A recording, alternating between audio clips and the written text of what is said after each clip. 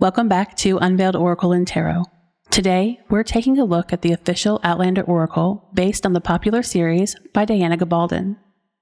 The guide is written by Valerie Estelle Frankel, and the cards were illustrated by Karina Giada, who I was able to interview to learn more about the watercolor technique you see here, as well as on the 54 cards inside. You can find a link to that conversation in the video description below. But for now, let's go ahead and take a look at the Oracle, which I must say is absolutely beautiful. There's a lot to say about this box, but one of the first things that caught my attention was its texture. It's a canvas finish, which is not only attractive visually, but feels really premium, kind of like how encyclopedias used to feel back when hardbacks had a layer of thin cloth bound to the exterior. And I don't know if you can tell, but the color on the front and sides is a very deep emerald green. It really sets off the gold filigree, which, laid over the texture of the finish material, also gives those classic book cover vibes. Finally, we have some examples of the artwork, with the cover image here, as well as 4 other card previews on the back. A box covered in art is something you definitely want to see. It's a sign that the publisher and the creators are confident in the finished product, which in turn lends confidence to the collector. Another notable feature of this box is its hinge. I tend to prefer boxes that you don't have to pull apart, so this is a value add for me. And inside we see that deep emerald green has carried over, and there's a nice whimsical design with kind of an herby feel to it. All of these plant motifs are a great nod to the importance of their role within the series, and Claire's ability with healing in particular. For me, it all comes back to cohesion, of course, between deck components, and when we have a themed deck like this one, I always want to see those components and features fit into the narrative of the source as well. So, in that context, I do feel we are checking the right boxes. The design of the box, the guide cover, and the cards do a fantastic job of ensuring that there is no doubt these items belong together. When you open the box and see the guide, it feels like the cover page of a very old hardback book. It is intentionally ornate, very much like a piece of 18th century memorabilia, which is only appropriate. Structurally, the binding is designed to bend like a composition notebook, which is good for durability. I have no concerns for the integrity of the spine over time, and the book is also on the larger side, which I tend to like, but others may be concerned with fitting it into their tarot bags. When we flip it over, we find more graphics on the back cover, which a lot of creators or publishers tend to leave blank to save the ink. At risk of channeling Jurassic Park's Dr. Hammond, Random House, however, appears to have spared no expense. Inside the guide, our pages are designed to resemble parchment paper, and keeping it fancy, there are also a lot of nice decorative elements to be found throughout the book. Despite being on the thin side, it does include basic instructions for single and 3 card spreads, though nothing themed on Outlander itself.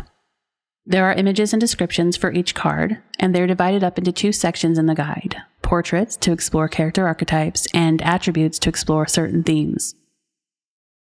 Each page contains 2 card images alongside brief descriptions, including an overview of the card's journal associations, and a brief narration for how they fit within the context of the books.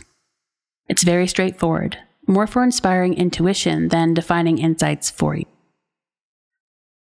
Looking at the cards, the finish is similar to that of the box, using a canvas cardstock. I wish more decks used this finish. It is more durable, more resistant to scratching and fingerprints, and it doesn't stick to itself like other finishes tend to do. The faces of the cards are all unique, but I just wanted to point out that all of these images, including the portraits, are watercolors. The artist told me there are still several original paintings from these cards all over her home. There's more on that in the interview, linked in the description below, but suffice it to say it's an interesting process, especially because watercolors are not what I would call easy to work with. And the level of detail and precision in these images is, in my opinion, stunning. It was the art that drew me to the deck after all. It almost always is, but I'd love to hear what you all think of it after we flip through all 54, so let's go ahead and get into it.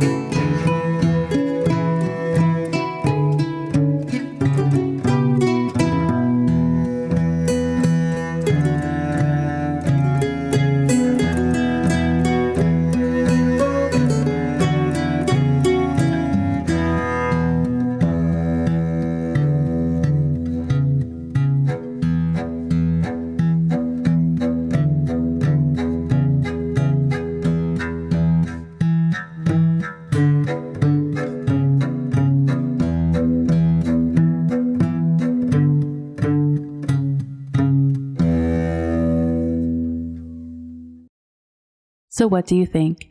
Is the Outlander Oracle a must-have for you? Let me know your thoughts in the comments below, and if you're interested in how the artwork for the cards was created. Don't forget to check out my interview with Karina Giada, linked in the description below. If you enjoyed this exploration, please help support the channel with a like and subscribe. Thank you all so much for joining me. Until next time.